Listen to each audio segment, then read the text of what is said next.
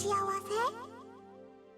僕はね、家に帰るとお母さんが「おかえり」って出迎えてくれて、美味しいあったかい料理が出てきて、僕は牛乳をこぼしちゃうんだけど、お母さんは怒らないで笑って「しょうがないわね、いつまでも子供なんだから」って言って拭いてくれて。優しいお母さん。すごく優しい。絶対怒らないし。いいね、そんなお家。でもお母さんがそんな風に優しくしてくれるようにするにはどうしたらいいのかな。お母さんはどんな時に怒るの？お隣さんにゴミの出し方が違うって怒られた時とか。じゃあお隣さんがニコニコしてたら、ともえくんのお母さんもニコニコするかな。そうだね、きっとそうだ。ニコニコはみんなに移って広がってくもんね。そうなのかな。そうだよ、ともえくんのニコニコも私に移るよ。ほらほんとだ。じゃあ僕たちがニコニコしてたらみんなニコニコになるね。絶対なる。みんながニコニコしてたらみんな幸せになるね。そうだよ。みんながニコニコになるにはどうすればいいかな。じゃあもっといっぱい幸せなことを見つけようよ。いっぱい見つけよう。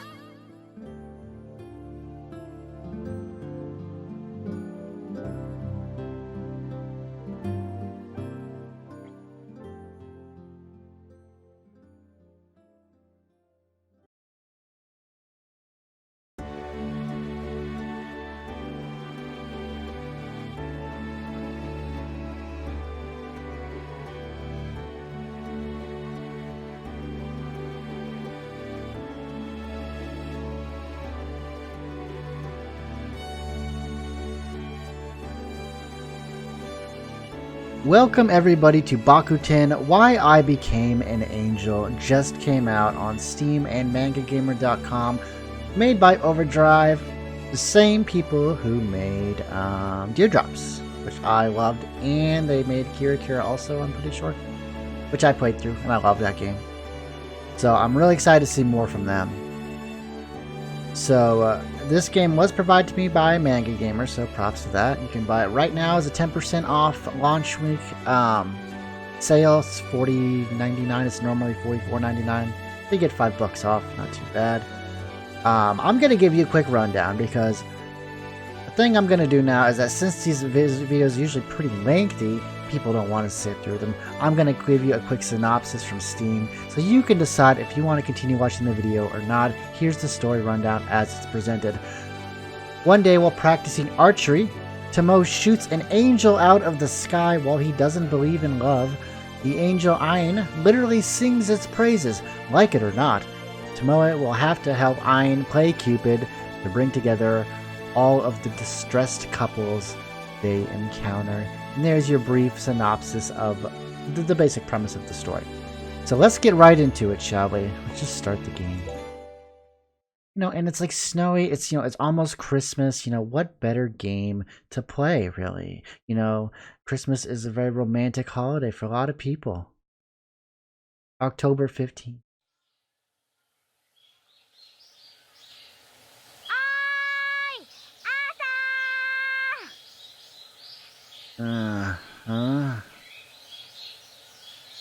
I woke up, as I tend to do in the mornings. It felt like I'd been dreaming until just moments ago, but any recollection I may have had vanished the moment I woke up, like a fog had lifted. I had no idea what sort of dream it could have been. As I tried to remember, they say if you want to remember your dreams and wake up, don't open your eyes, because you don't need any sensory information more than that, because it overloads your brain pretty quickly. So it's best to Close your eyes if you want to try to remember your dreams more vividly.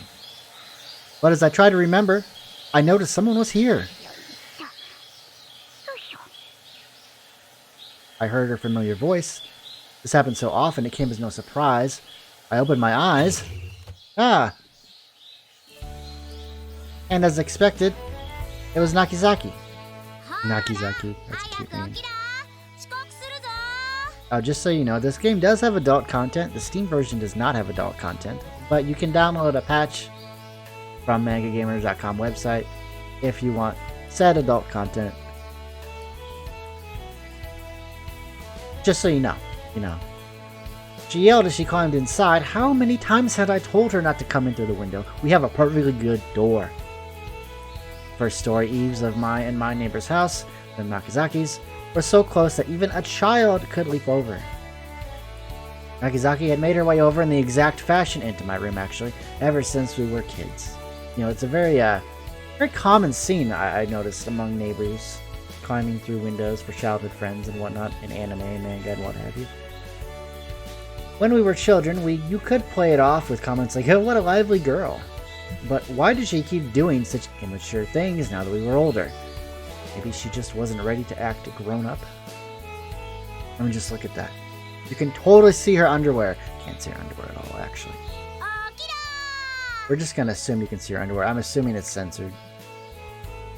I'm already up, okay? Please, don't yell. Please, I have a hangover. I got up. Careful not to look her way, of course. She turns you to stone like Medusa or something.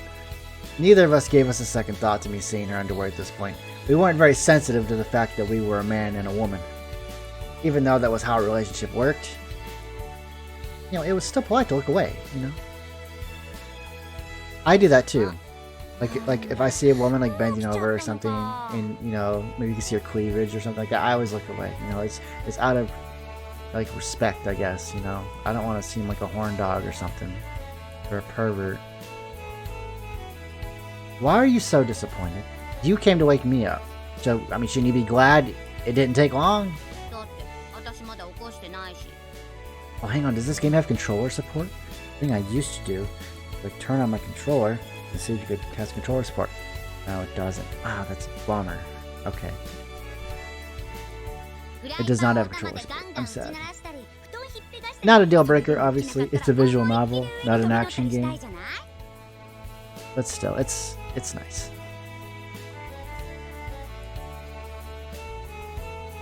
We'd known each other since we were kids, but I was getting a bit worried.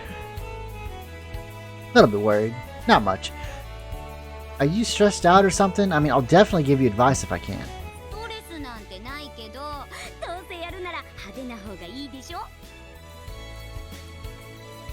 I'm not really sure what to think of that line of thought. You could call Nakizaki a party animal. If there were a festival in town, she was the type who'd start heaving up the portable shrine first. Portable shrines? Amazing. Wanting to make everything she did fun was praiseworthy, but it did make me worry about whether or not she considered what would happen to me as a result. One of these days, Nakizaki was gonna come wake me up and put me down for good. Then she'll be sorry.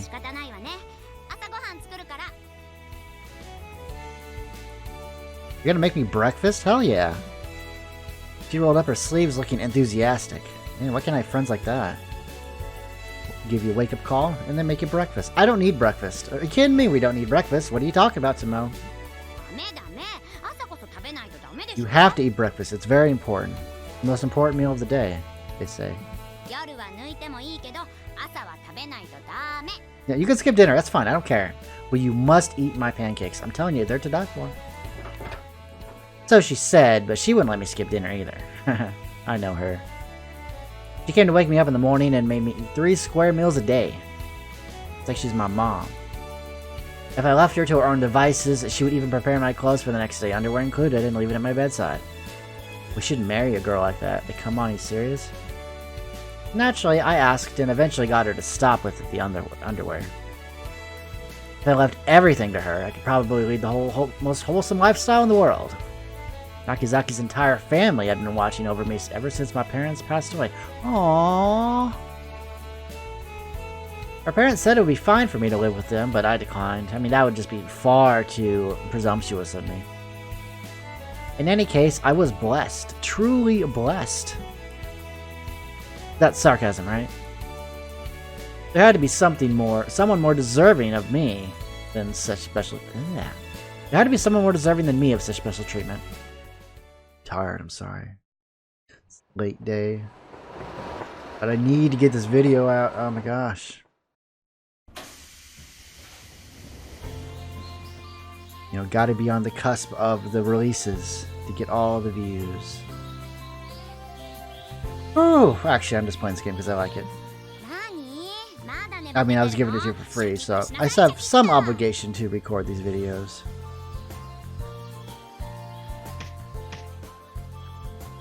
Nakizaki slapped me on the back. It's quite an impact. That's a cute outfit she's got on. I like that. Ow, that hurts.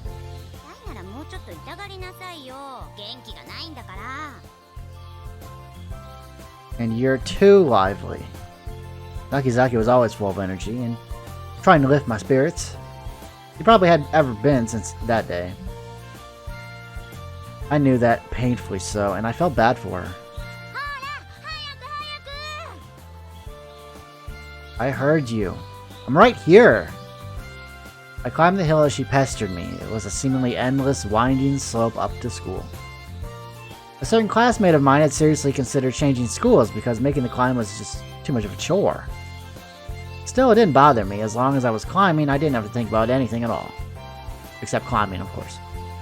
I could focus on silently putting one foot in front of the other with neither time nor need to think about anything extraneous. You know, that was the best thing about this hill, really. It was a zen-like moment. Even Nakizaki must have been getting tired. She had been carrying this conversation by herself for the most part, but she was gradually talking less and less. Oh, she's a cutie too. What's her name? Is it Reina? It's probably Reina. She looks like a Reina. Kaio, of course. She spotted her friend disappearing up the hill with incredible momentum and murmured under her breath. Your friend? Track and Field Club. Wait a minute. Haven't we been going to school all this time? How is this the first time we've seen her? She was already out of sight with how she'd been running. You'd think she hadn't felt the incline at all. Well, if I could run like that, the world might look slightly different. I mean, it would be a little more blurry. Oh, here we go. The whole joining the club spiel, as if I heard that a million times. I wasn't cut out for any of the clubs at our school. Besides, I'm not the club type anyway. You know me.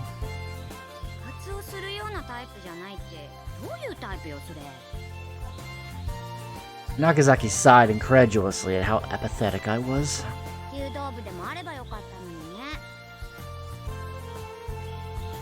It's not like I would have poured my heart into it either way. I mean, it would have been enough for me if they just let me draw a bow once in a while, you know?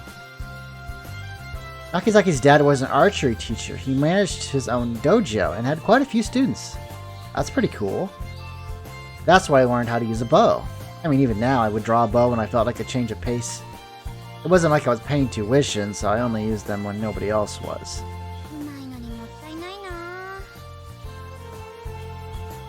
Like Robin Hood. I am not that good. Whether I was good or bad wasn't really the issue. As far as I was concerned, a bow was just a tool and nothing more. I heard a faint chime from atop the hill. We're gonna be late.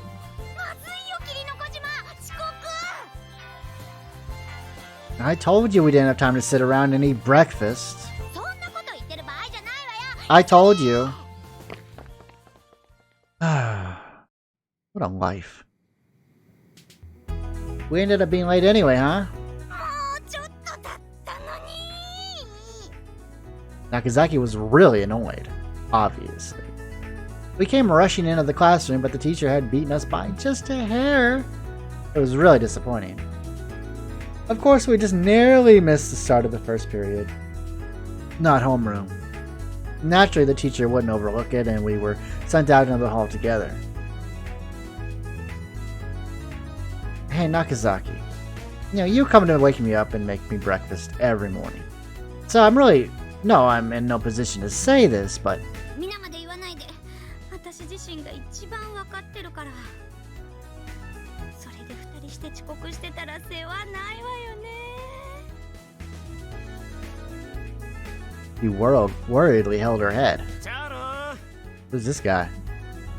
Just then we heard an incredibly out-of-place and cheerful voice. The guy who leisurely approached us was our classmate, Kyohito Taira. This was the same guy who planned in transferring due to the hill. Oh, okay. Flirting? You got it wrong. Nakazaki, you're being too kind of loud.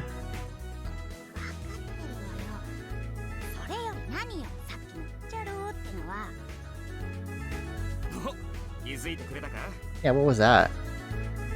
He was beaming. Seemed like he wanted us to notice it.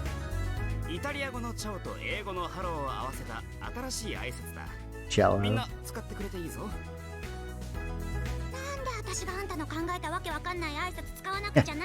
Right?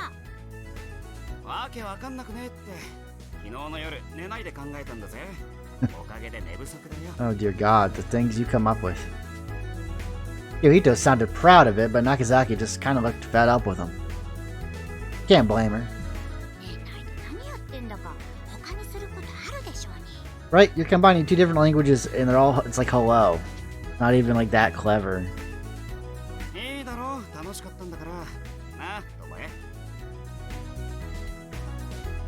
know, why not? I do respect the vitality of yours very much. I could tell his triumphant behavior was starting to get on Nakazaki's nerves. Given how serious she was by nature, a part of her must have had trouble accepting Kyohito's unrelenting optimism. The three of us hung out a lot all the same. Kyohito was a bit of a loner, though. Surprisingly, doesn't seem like the kind. So he sometimes went off and did his own thing, too. We got kicked out of class because someone made us late. I'm not going to name names, but you know who you are.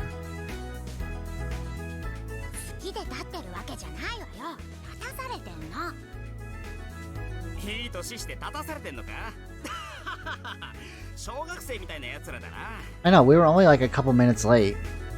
You know, how is that a punishment, right? You have to stand out in the hall because you're late for class, which makes you miss more class, and thus more lectures or assignments or whatever. It just seems like a weird punishment. He said before cheerfully laughing again. Kyohito was always laughing. You know, he's a joker. Come to think of it, I didn't think I'd actually ever seen him angry. I mean, everyone has fits of anger sometimes. It's inevitable. Everyone gets angry. So when they're like always happy, when they get angry, you know they're gonna get really angry.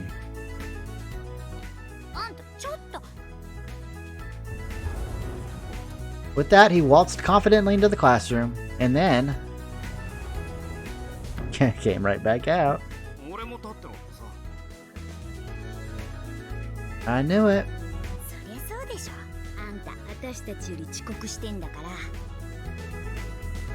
I'm surprised you barged right in the room like that's when we were already forced to stand out in the hall.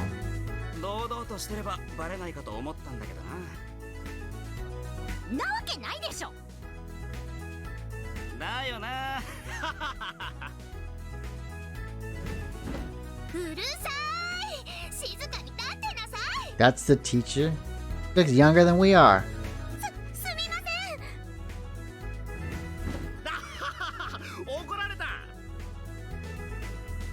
Kyohito didn't look like he was reflecting on his actions at all. He didn't care. I mean, let's be honest, this is nothing to really care about in the long run.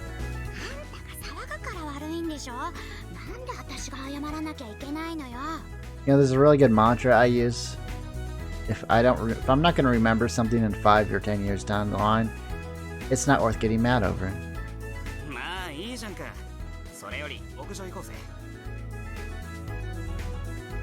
He made yet another inappropriate suggestion. Let's ditch. Fuck it. Right? We're not gonna learn anything just standing here anyway. Let's find a classroom that will accept us. This one isn't working.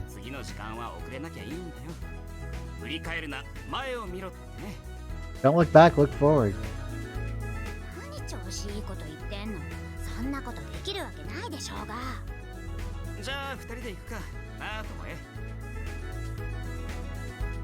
I don't care either way, really.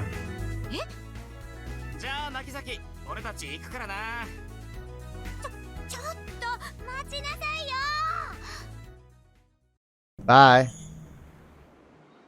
The cold wind blew past and chilled me down to my very core when we opened the door to the roof. Why did we come here in October? It's cold. Of course it is. It's the roof.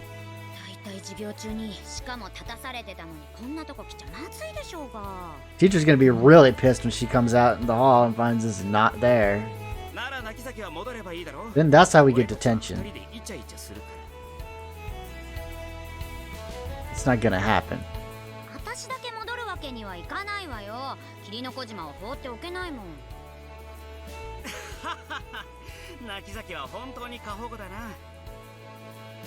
Kiyohito went out onto the roof with a laugh and took up his usual favorite spot in the corner with the best view. The rooftop had recently been made off limits, but we still used it frequently because they don't lock the door. It was practically a meeting place at this point. Actually, this spot used to be mine, and, well, really mine alone. Before I knew it, these two had joined me. They were just both really friendly. I stood next to Kiyohito and could see the damp-looking cityscape in the distance. When you stared at it, it felt like it would just suck you right in.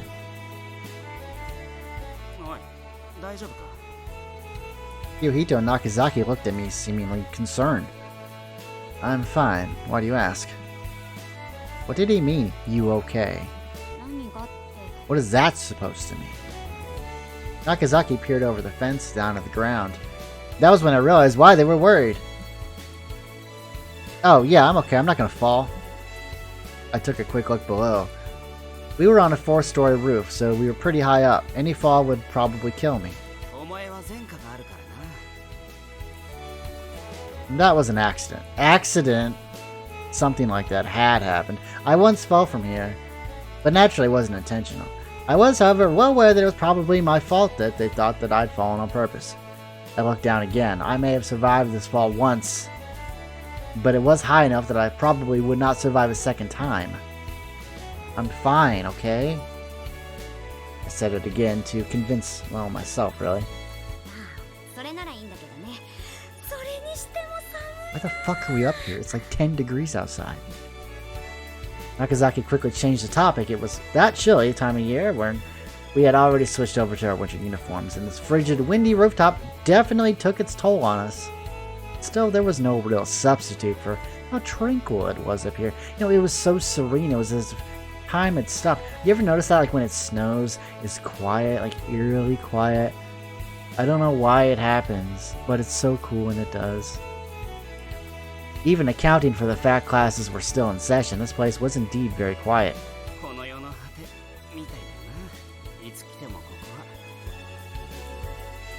Well, I don't know about that, but Kiyohito whispered with a shrug. Don't you dislike quiet places like this? Kiyohito liked it when things were busy and lively, but this place was the polar opposite of that, quite literally, because it's very cold out.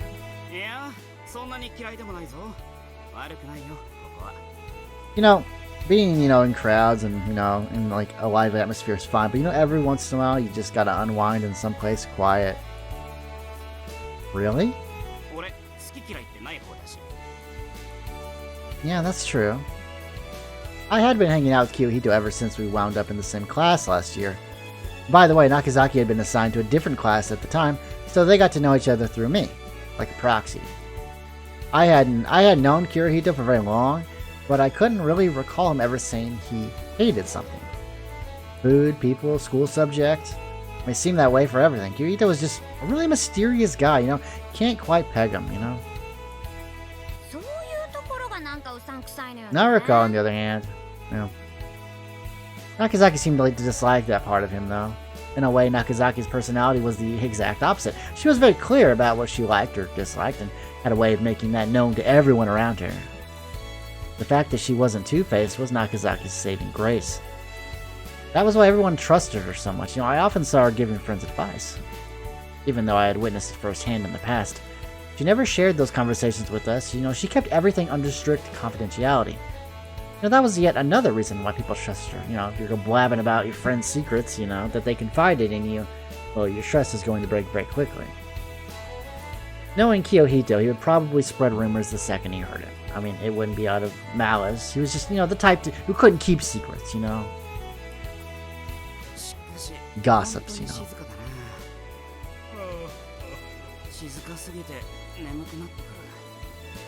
Don't start yawning, man. It's way too late for that. Don't fall asleep recording the video. That would be not good. Will you stop using that word? It's not cool, okay? You're not streets ahead over here.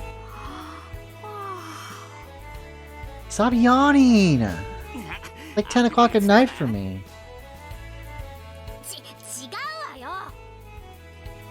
Friends messing around. What an ordinary silly sight.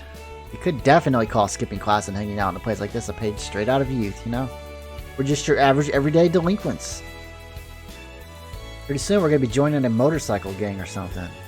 That'd be really dope, right? There were times my heart couldn't help but ache when I saw scenes like this one. Are there any visual novels about, people joining, a gang or something? There probably is, right? I glanced over at their discussion, then gently closed my eyes. When I closed them, the world around me vanished. This was all it took to make everything disappear. That's how uncertain a thing the world was. You only know things exist because you can see them, right? You can touch them. But if you couldn't do any of those things, how would you know that some things exist at all? I knew that firsthand. It was engraved into me, along with this throbbing pain in my chest. And if it was this easy to make the world disappear, well, I wish it would just vanish forever. This was a city where thousands of angels supposedly lived, but not even a wish as free of greed as mine would ever come true. The school we attended, Miharugaoka Academy, stood at the crest of a steep and sizable mountain. There was a great view of the city from its rooftop. The buildings scattered about the cityscape with triangular roofs. Crossed at the very top were churches. With a cursory glance, you could spot roughly 10 crosses from here. Churches and hills were the city's two biggest attractions. In this city, there was a legend about angels. Long ago, in an era now unknown, the people of this land suffered greatly from famine and disease. Just when all hope seemed lost, a shaman sacrificed himself and prayed to heaven. His prayer was answered, and angels were sent to this land. Finally, mankind had found salvation. That's how the story goes. It's the sort of legend you could just really find anywhere. These days, the city used this angelic folklore as a tourist attraction. There were even churches that promised to bring one's love to fruition, and many tourists visited from far and wide for that exact purpose. The gems they called heartstones were another prime example. It was a light pink stone said to possess the power of angels, which appeared in the city's folklore. This gemstone was processed into heart-shaped ornaments, keychains, and other paraphernalia, then later, of course, sold. Treated as love charms, it seemed to be quite popular among young women and couples too.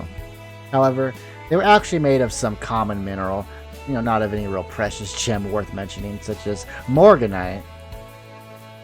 Yeah, that was the legend in a nutshell, really. There was no way angels really existed. Come on.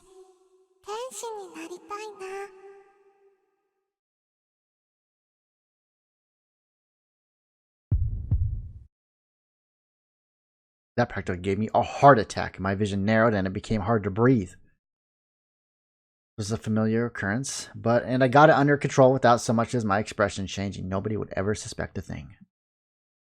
But I suddenly felt something warm on my back.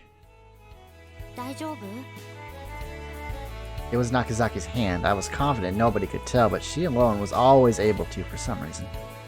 Her hand stroked my back like one might comfort a child. As she did, my heart settled bit by bit. Thanks, but you don't have to worry anymore, okay?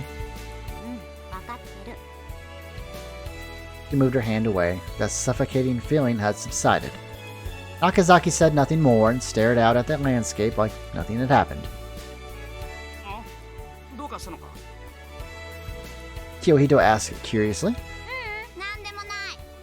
そうかちょっと寒いかな今日は Yeah, maybe. Kyohito didn't know anything about this. It happened way before we really got to know each other. His intuition just happened to be so sharp that he may have suspected something. He hadn't breathed a word of it though, so I really couldn't tell for sure. じゃあやっぱ教室戻るか授業終わって俺たちがいないのが分かったらゆのちゃん発狂するかもしれん Oh god. そうね。かわいそうだ。 She already knows we're not there. How long did she plan on us staying out of class all day? That didn't make any sense. Yuno-chan was the teacher who got mad at us early. Yuno Okiyamachi-sensei.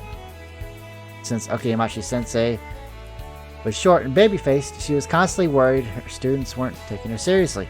As such, she always got flustered when the slightest problem came up.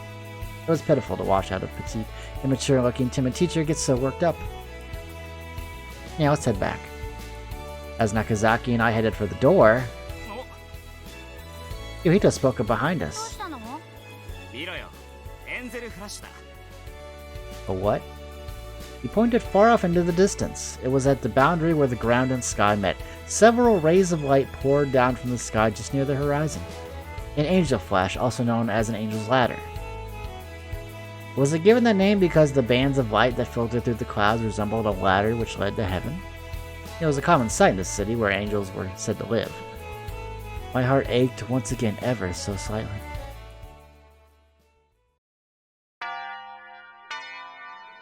Oh, those are some fancy looking desks. 帰るわよ。 That was quick.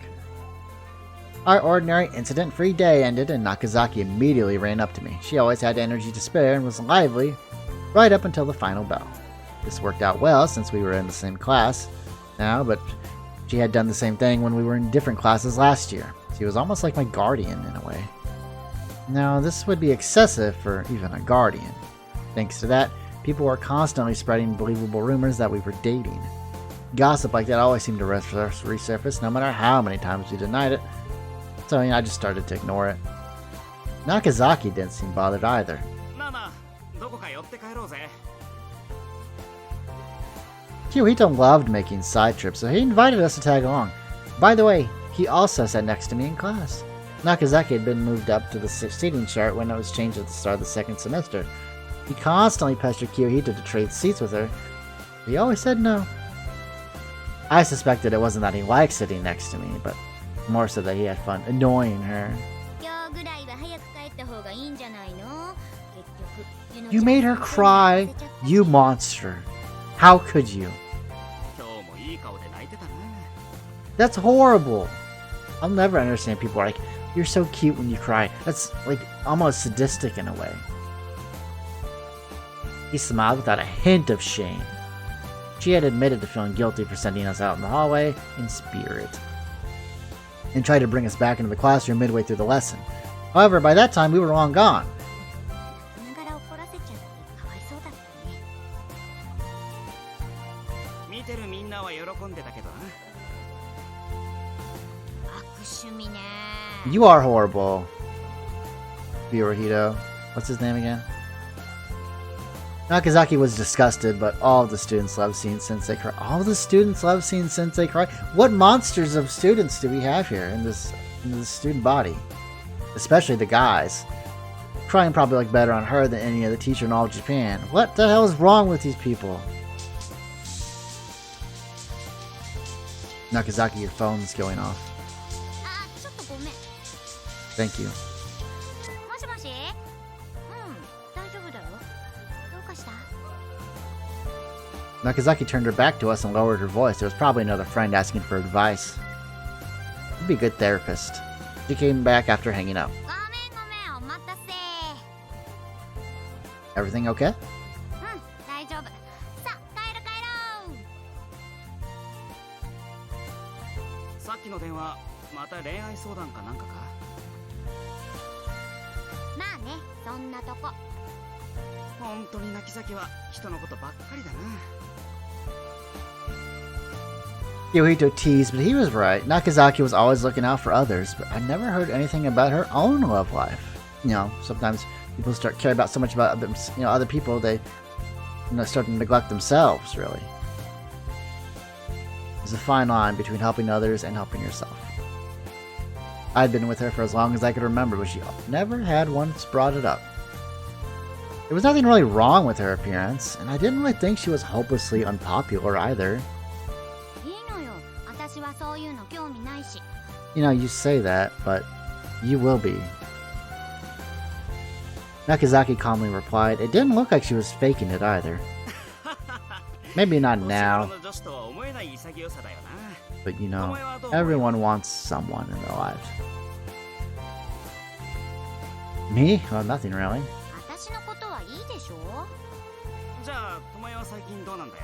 How have you been, Tomoe? I didn't know what that okay then was for, but he directed the subject back to me. What a pain. You know, I don't have any interest in that sort of thing, right? I do not hate women. I just want to see them cry. Okay, it was true that I didn't want to deal with them if humanly possible. The subject of love always came up whenever men and women were together. Nothing good could ever come of it.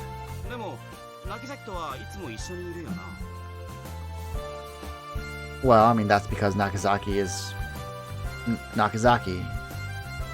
I never thought of her as a woman, and she probably thought the same thing about me. She probably doesn't see me as a woman either.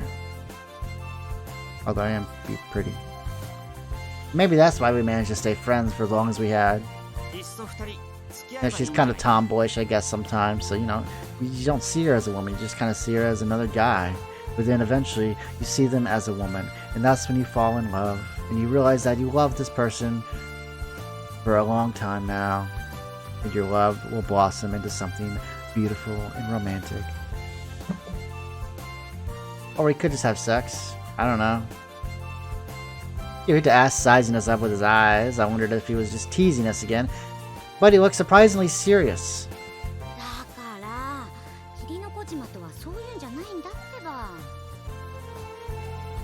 She answered, sounding fed up. She probably felt like a broken record at this point.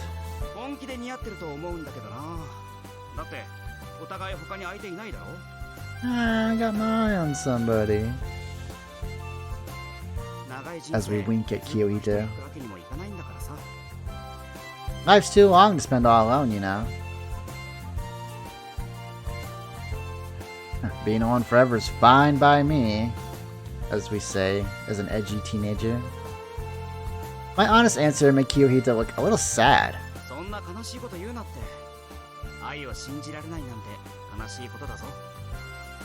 I don't know, I'm not saying not believing in love is depressing. You know, it's not believing it, it's just like, right now, you don't want it.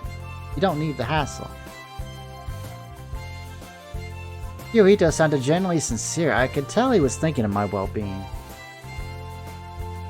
It's okay, really. He looked a little bit bummed after hearing my answer. I felt like I had betrayed him in some way, and became a bit sad myself. I'm sorry, but really, I'm fine. I'm fine. Really, I'm okay. Don't give me that look, I'm fine. You're gonna set me up a mixer, are you? Okay. I got it. I mean, I'm more of a Twitch guy, but... Not that I'd ever ask him to throw one for me or anything. Why did everyone always go on about love this, love that, like it was the most important thing in the world? I mean, none of them had a single clue what true love was really like. You know, where did they get off spouting all this? Love is amazing, when they've never been in love themselves. Taking the train home. Kiyohito's house was in the other direction, so we promptly bid him farewell. Since Nakazaki and I lived next door to each other, we naturally walked home together. It just makes sense. We've been neighbors for as long as I could remember. You know, picture-perfect childhood friends. A little bit too picture-perfect, if you ask me. Yeah, see you later. I said goodbye and headed for my house. I was finally alone. Oh, what a day. I mean, no one's there to greet me.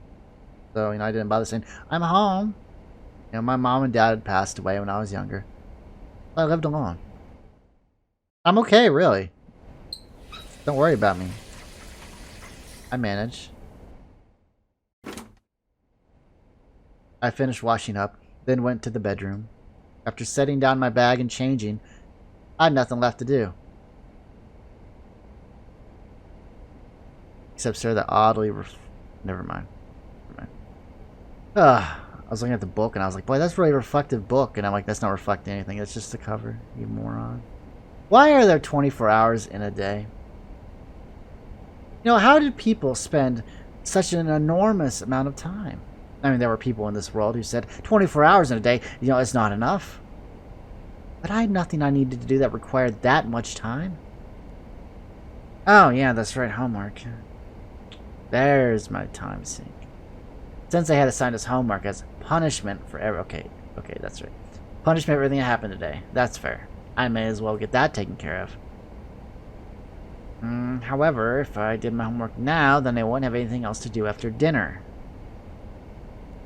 I'll cross that bridge when I get to it. After all, people could only live in the moment. That's true. I could die right now. Drop dead. Live every moment like it were your last, because one of these days it will be. Nakazaki showed up at my door 2 hours later. She had brought me dinner. Oh my god, look at that necklace. It's so adorable. It's a little bear.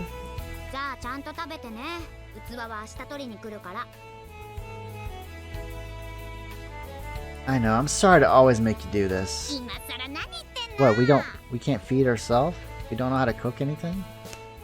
Nakazaki laughed as she smacked my upper arm. She was like some country lady you see on TV.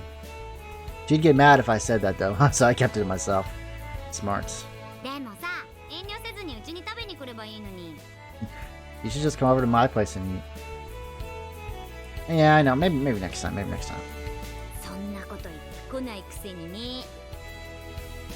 Despite giving a suitable response, she instantly saw through me. Of course, I knew she would even as I said it. Being with someone for so long was convenient and inconvenient at the same time. Dang it. Discord. Hang on.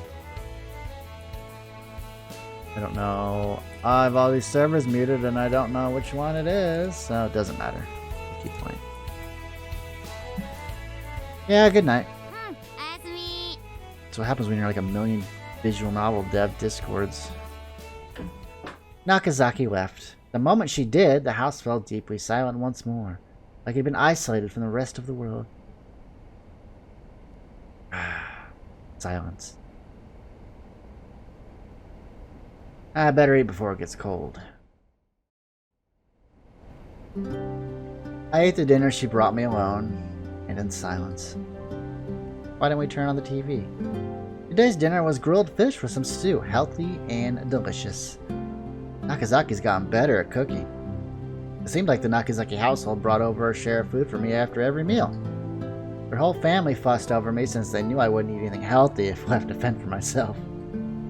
It might be less work for them if I just went over rather than having them deliver food to me. I mean, not going was just me really being selfish at this point. Their home was way too warm and inviting for me. Maybe I don't go because, I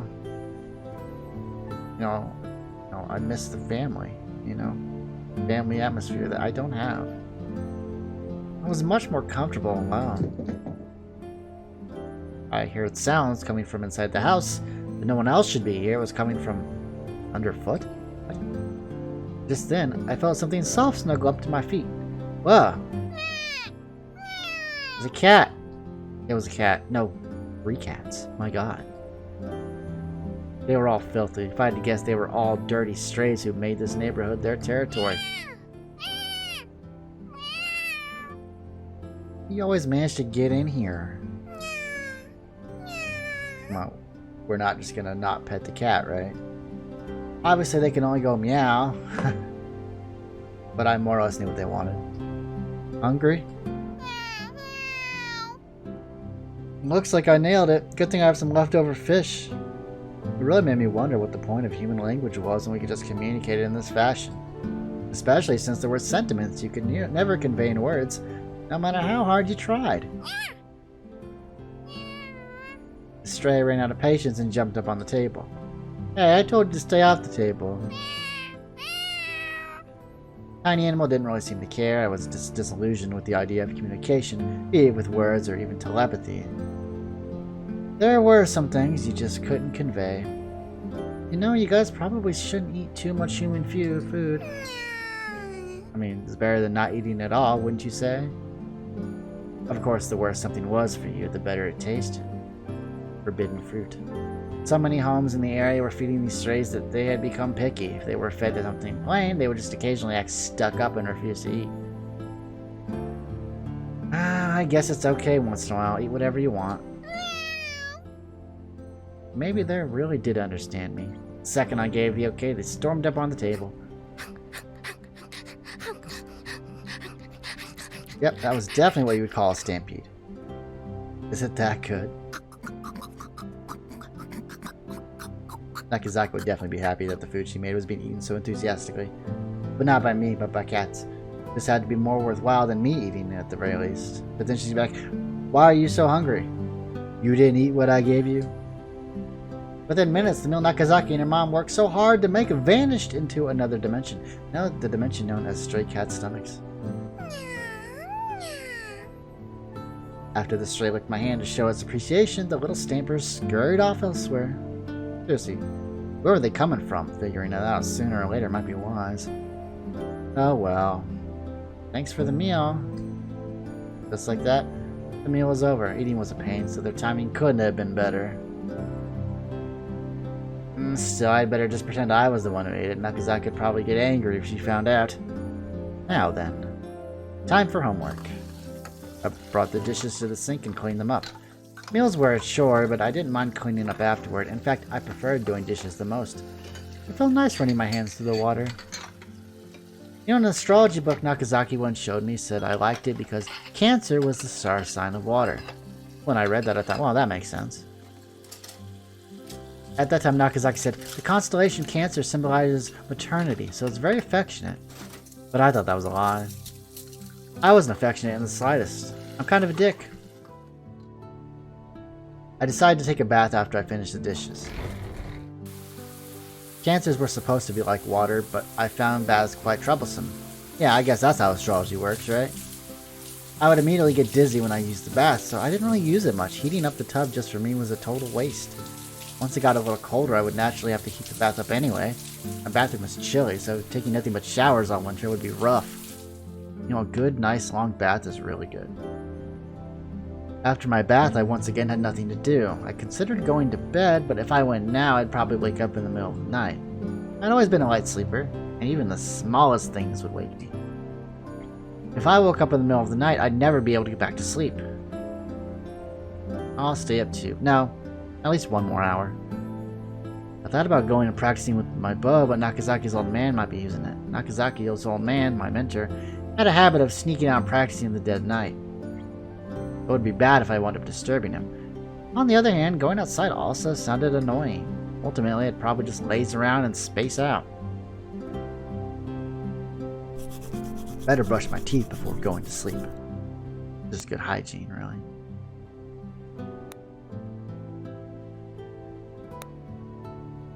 I went around and turned off all the lights. Granted, I was alone, so there weren't that many lights on to begin with. Last was my room. I turned off the light and headed to bed. My futon was a bit cold. I'd never been in one before, but I bet this was what was getting into a coffin felt like. Whenever I got into a cold futon, the thought, what if I never wake up again, crossed my mind. People often said that sleep was a lot like death. And with that in mind, I submerged into my cold futon and closed my eyes with relief. But in reality, my eternal rest had never come. Morning always came again, without fail. Tomorrow morning would surely be the same.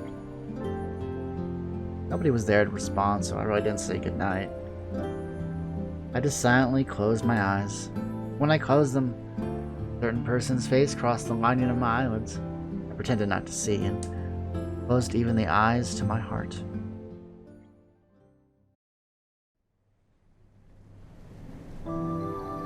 It's always darkest just before dawn.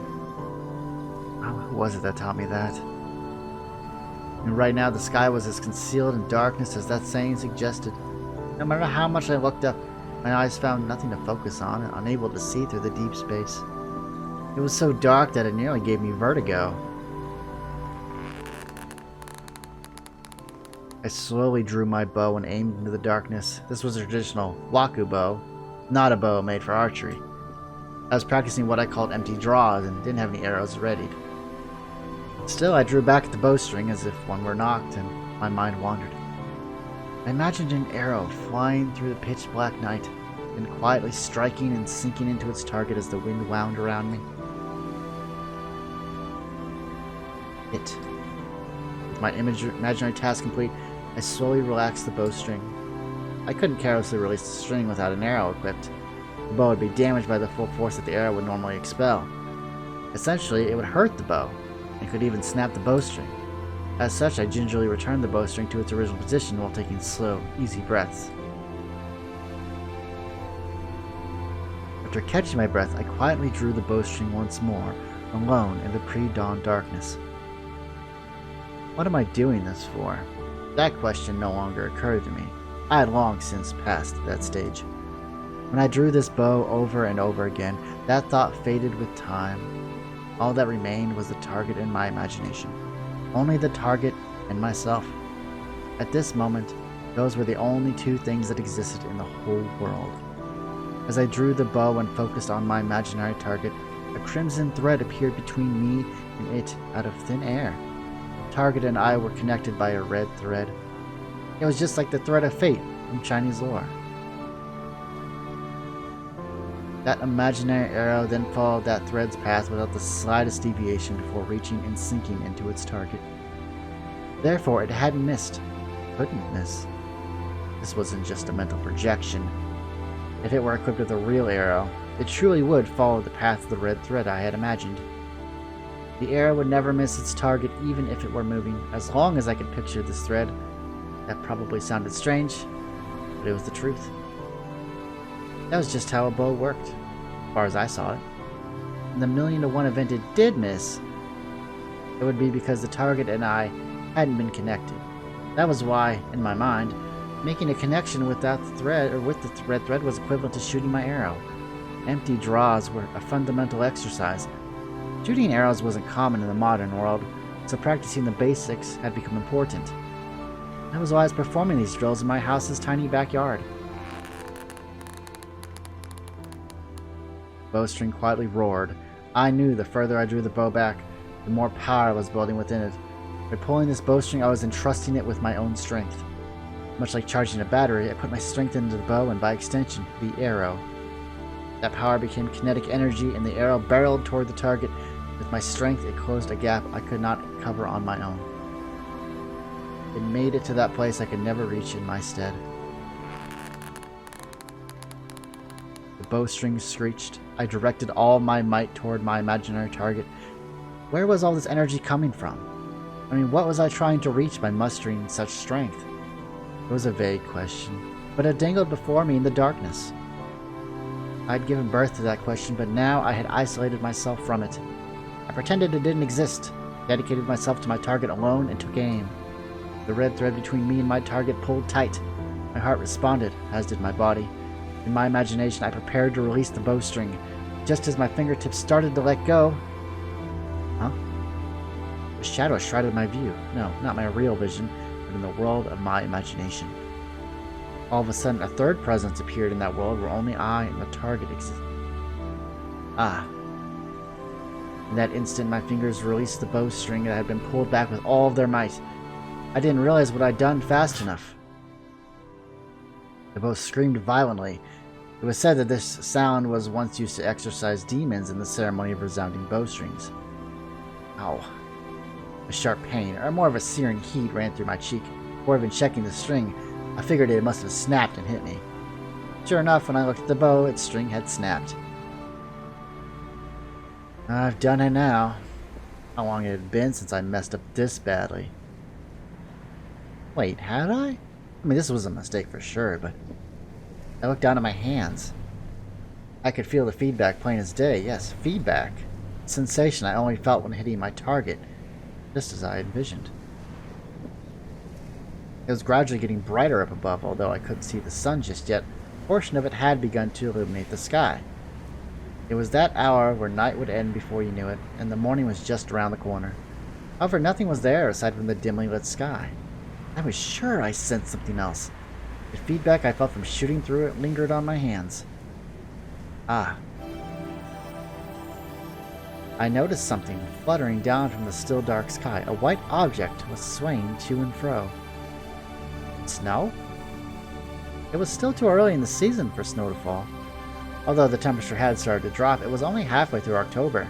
Based on previous years, there were still 2 months before the first snowfall. So then what in the world was this white thing falling from the sky?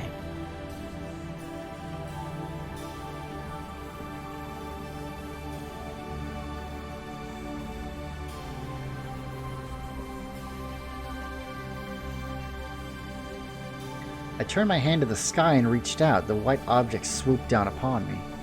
I couldn't believe my eyes. Huh? A feather. It was a pure white feather, and a big one at that. If that did belong to a bird, it would have to be pretty massive. A crow? No, maybe even bigger. Were there any white birds that huge in a residential area like this?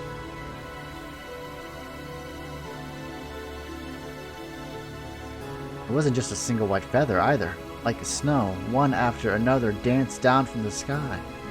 And yet the owner of those feathers was nowhere to be seen. Ah. I couldn't see anything in the dark sky, but then the presence suddenly appeared. It was directly overhead, and there was no time to avoid it. When I came to, I was lying on the ground. The bow I'd been holding had also left my hands. What was that? Without a moment to think, filled my vision. A figure sprawled out on the ground. After looking closely, it naturally disturbed me to discover that it was a person. Why was she here? Did she fall? How had she fallen? No, there was no way someone could fall here. I looked up and all I could see was sky. There weren't even any tall buildings around. Had she fallen from a roof? If so, why was she even on a roof? My roof? Or perhaps Nakazaki's roof next door? It's impossible. No, more importantly, there was something even more bizarre about this. Wings? Her white wings were outstretched beneath the girl who had fallen face up. Were they fake? No, they didn't look that way at all. If these were fakes, then they were very elaborate ones. And if they were real, no human should have wings growing from their back, which would mean she wasn't human, in other words. An angel? Just then, a streak of light shone across the sky. It was the morning sun. On that morning, an angel descended from the heavens.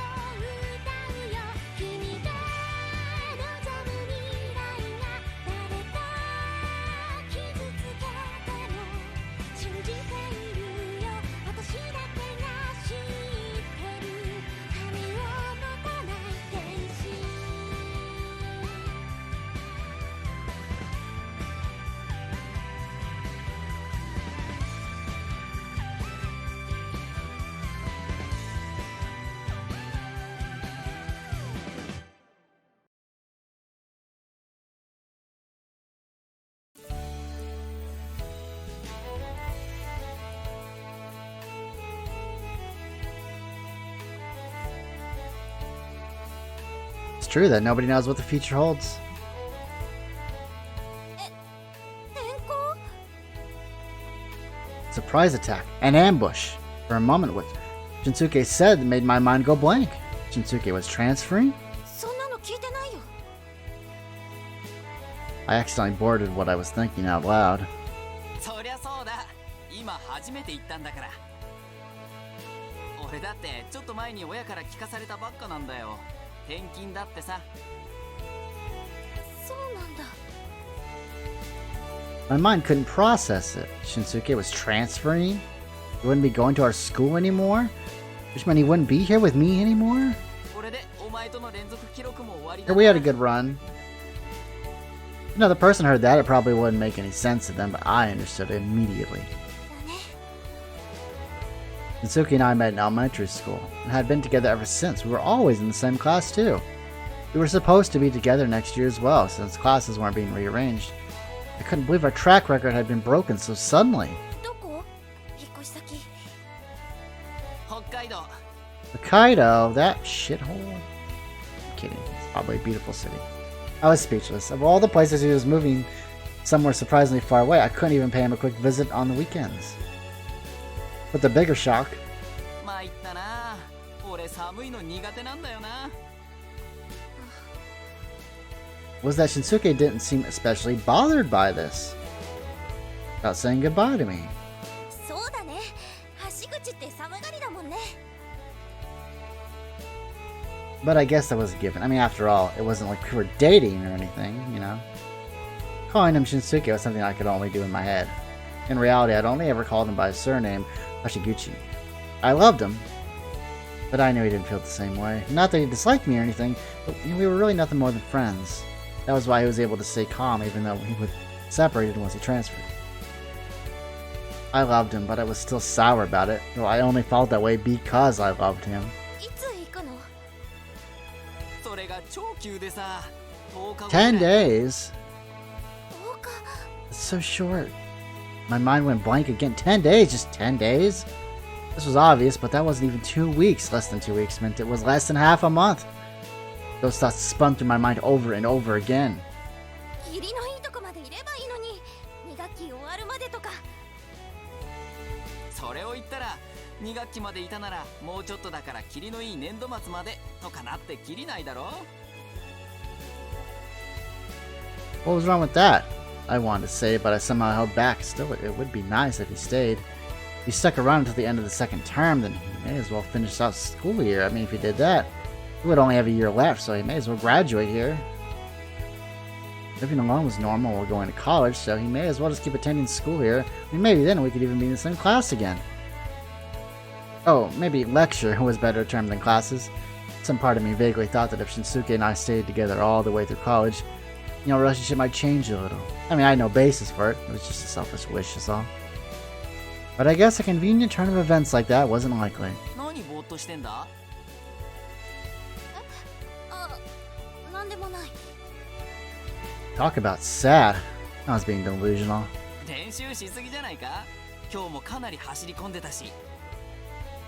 大会近いから Oh yeah, this is the running girl from earlier. We were in the track and field club together, and we were both competing in sprinting events. I specialized in the 100-meter dash, and he in the 200. 大会って言ってもただの市の大会だろ。うくつがそんな気合い入れるほどじゃないだろ。そんなことないわよ一律港の上原さんとか西井野の1年生にも早い子がいるって話だし大丈夫。うくつの方が早いって。 This reply made my chest throb and ache simultaneously. How could he so casually say something that caused my heart to jump? Shinsuke always stuck up for me unconditionally. It was mysterious how I truly believed him whenever he said everything would be okay. How many times had I been saved by him telling me that now? But I guess he wouldn't be rescuing me like this anymore. 俺も出たかったけど残念だな。最後に優秀の美を飾りたかったけど。そうだね Shinsuke's transfer was in 10 days and he wouldn't be in our next tournament. I still couldn't fully comprehend that he would be leaving soon. I mean, I couldn't find anywhere within me to store that fact. I mean, what should I do? How should I handle these feelings of mine? I don't know.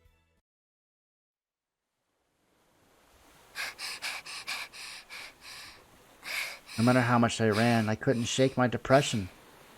I ran really hard in club today too. I was absolutely exhausted, but I was such an emotional mess right now that my chest would start to ache if I sat still. I didn't want this. And how long did I need to feel this way? I mean, I felt absolutely miserable. 告白したらすっきりするのかな? You know, maybe you just tell him you like him. You know, maybe he reciprocates, so you know, there's never that feeling of, man, what if I just told him that I liked him? I mean, I'll never know how they felt about me if they felt the same way. Or maybe I'd just be turned down and wind up in a slump. And if I was going to be in a slump, it may as well be in a complete and utter slump. That matched my personality. Pacing myself and being strategic wasn't my style.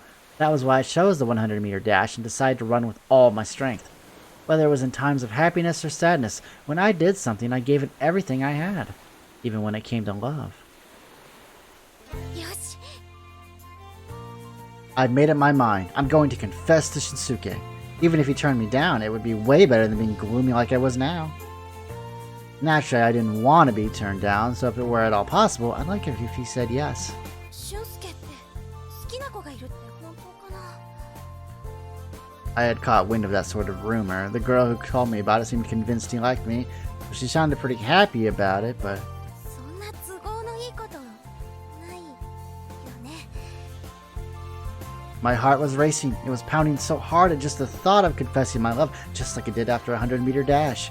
I wanted to run away. でもこのままじゃ嫌だ.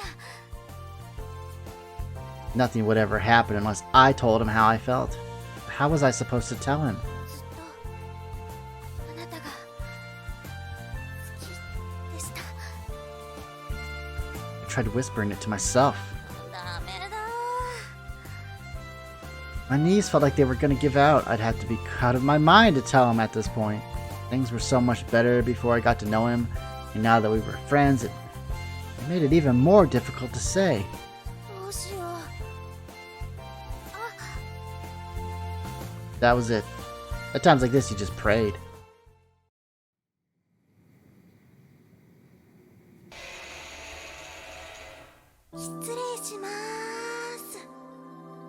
I opened and walked through the massive church door.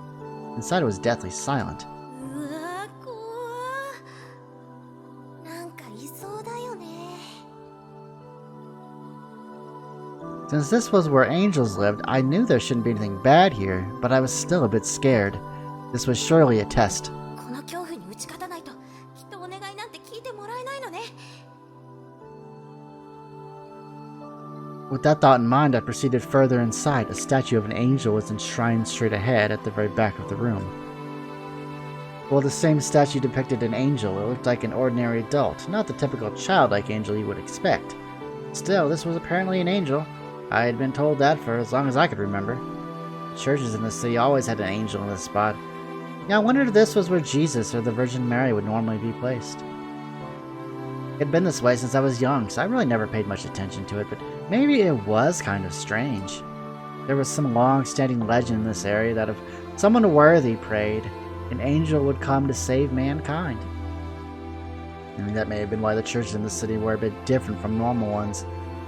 I faced the angel statue, fell to my knees, and brought my hands together. ちゃんと告白できますように。 I didn't pray for my love to be requited. If my wish were too self-serving, something told me that it would be met with animosity and wouldn't come true. Not that I thought an angel would do something so malicious or anything. とにかく告白ができればいいです。もし余裕があったらうまくいきますように。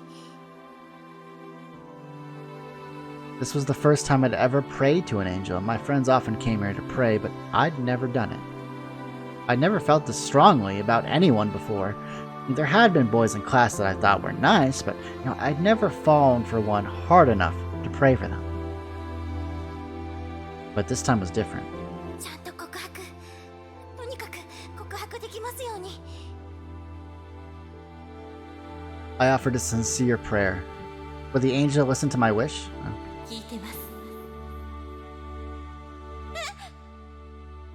Surprised, I opened my eyes, but nothing had changed. Naturally, the angel statue had moved, and there was nobody else around. I was a bit afraid, but this might be a sign from the divine. A message that my wish had been heard.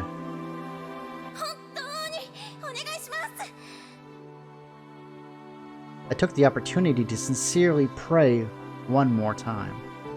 I wished with all of my heart that I could tell him how I feel. I'm not asking for much here. I'm asking for a little courage. First shot, a spurt of emotion.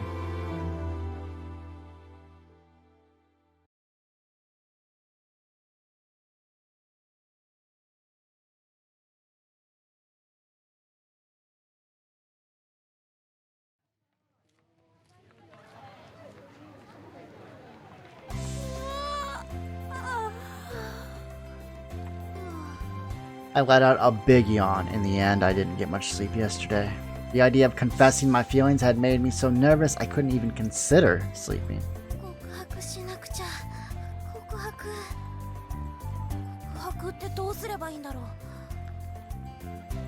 Although I had pleaded to the angels, I didn't know what to do next.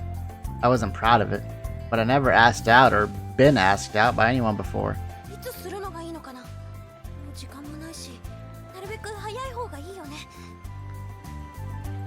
What should I do if I asked him out too soon and was turned down, which was highly likely. There was still time to see him before I transferred, but wouldn't that be awkward if he just rejected me?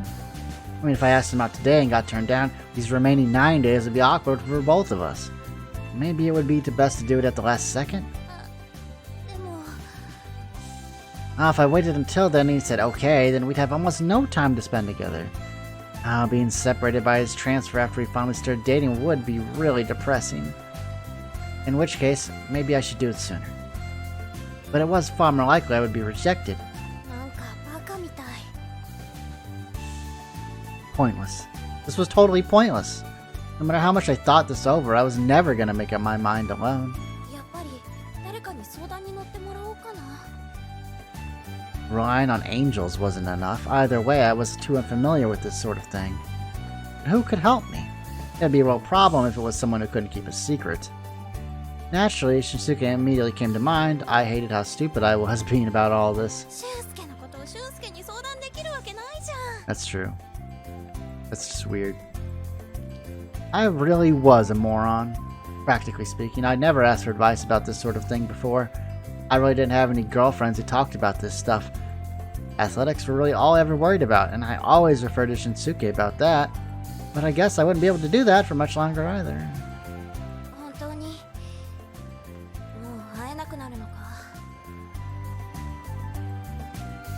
The usual hilly road suddenly felt like it'd become a steep cliff. My legs were heavy and wouldn't move forward.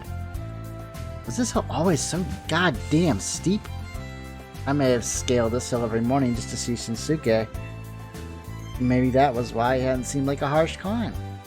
Now that I wouldn't see him anymore, it had become a painful trek.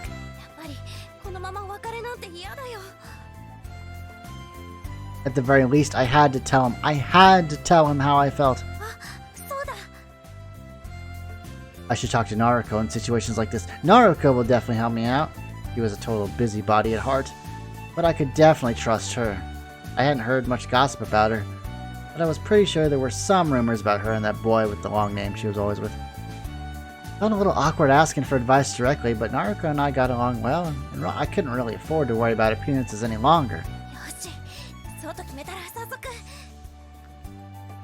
I went through my cell phone's address book and located Naruko's number.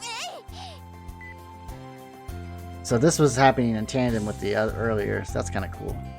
I closed my eyes and pressed the call button.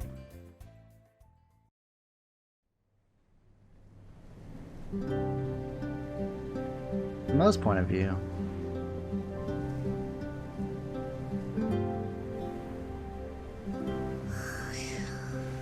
alright, let me get the stick. Make sure she's still alive. The morning sun was shining on the unknown girl that had seemingly just fallen from the heavens. This didn't seem to be a dream. Once I realized that, I quickly made sure she was alive. Whew.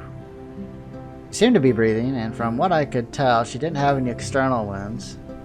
I was worried she'd hit her head when she fell, but... She... human? She's got boobs. She looks like a human at a glance, but would a person suddenly just fall out of the sky like that? Also, feathers. I could see something resembling feathers sprawled out behind her, pristine and white. Yes, just like angel wings. I'd never actually seen an angel, so I wasn't really sure. Still, there was no way angels really existed. I mean, maybe she was cosplaying or something. I mean, there was even a halo dangling above her head. Timidly, I tried touching the floating ring. Whoosh. I couldn't touch it. My fingers just slipped through it, just as they should have made contact. All I felt was slight warmth. Maybe she really is from another dimension or something. No, I wasn't admitting it was an angel. I could also be a hologram or something. This time I touched the feathers on her back. Prod, prod. Ah! I gave them a quick touch. They were feathers. Feathers soft as down. I gently gripped one and tried pulling. Got a bizarrely erotic moan in return, not what I expected. It wasn't the sort of noise I expected, giving her youthful appearance, so I got the feeling I'd done something awful. Are these really fake? They didn't look fake, and they felt lukewarm. Almost like they carried body heat. Did I call an ambulance? You normally call an ambulance when someone collapses, right? I mean, maybe even the police, given the nature of the accident. I knew that logically, but my body just refused to move. My intuition was telling me this isn't an ordinary human, so there's no point in calling an ambulance or the police. If she wasn't a normal human, then, well, what was she? She couldn't be a real angel, right? Impossible. I give up. If she was some inhuman oddity, it'd be better for leaving her be. But if she was human, she needed an ambulance and proper medical treatment. If I ignored her and she was human, I guess I have no choice.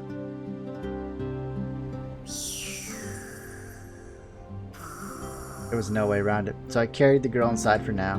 When I picked her up, the feathers on her back didn't fall off or slip out of place. I mean, all I could imagine was that they must have been growing straight from her body. Could she really be an angel? Couldn't be. She snored in her sleep, and it was a pretty stupid noise at that. There couldn't be angels like this. But that said, it was hard to believe she was an ordinary human either. Well, whatever.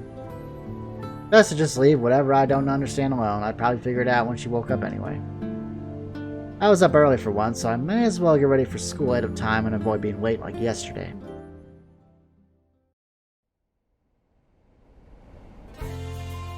Now then, I wonder if Nakizaki will be here soon. How do I explain this? After what happened the day before, she would most likely show up earlier than usual.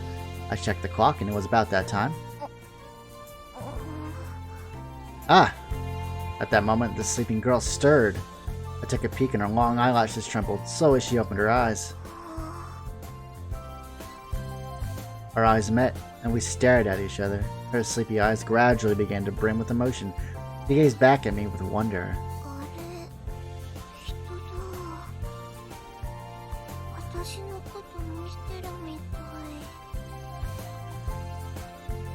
I am looking at you. Those drowsy eyes grew even wider, and then... she leapt to her feet and jumped back at least 2 meters. Maybe 3. Such a rude reaction almost made it seem like she'd seen a monster.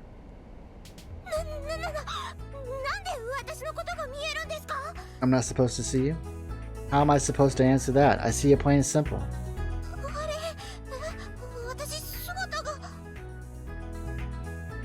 The startled girl examined and touched herself all over. She made it sound as if being visible was some sort of a big deal.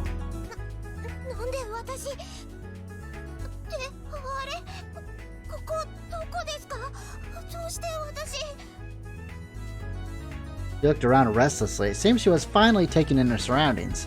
She didn't look all that angelic, more like she lost a little girl. You don't remember anything?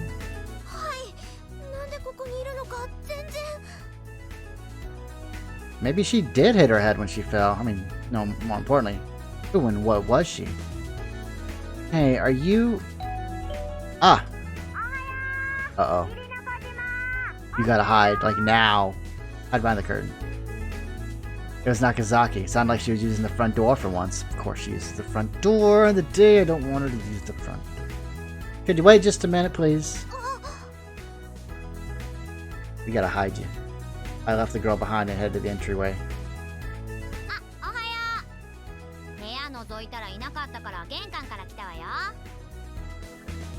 I wish you'd do that all the time.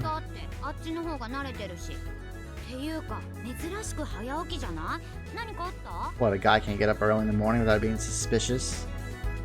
Well, sort of. How should I explain this? Could you just come in for a second?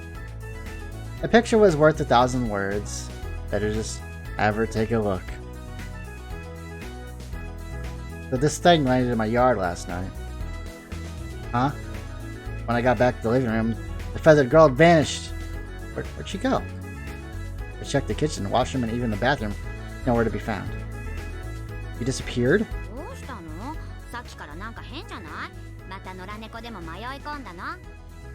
Man, if only. No, it's nothing. She just up and left, and I guess that's fine. I mean, maybe it had been a dream, you know, an optical illusion, or even hallucination. If that was an hallucination, that was pretty damn realistic. Or maybe I'd finally gone mad.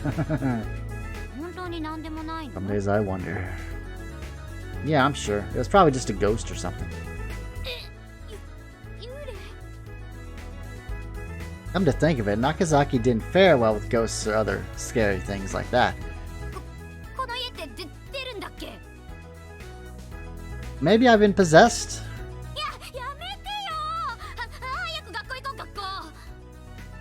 Huh? What about breakfast? Oh yeah, now it won't kill us. That's totally different from what you usually say. Well, at least let me go grab my bag. Yeah, maybe I really had seen a ghost. I'll stick to that story. A ghost would be way better anyway. Better than an angel, of all things. An angel, what am I kidding?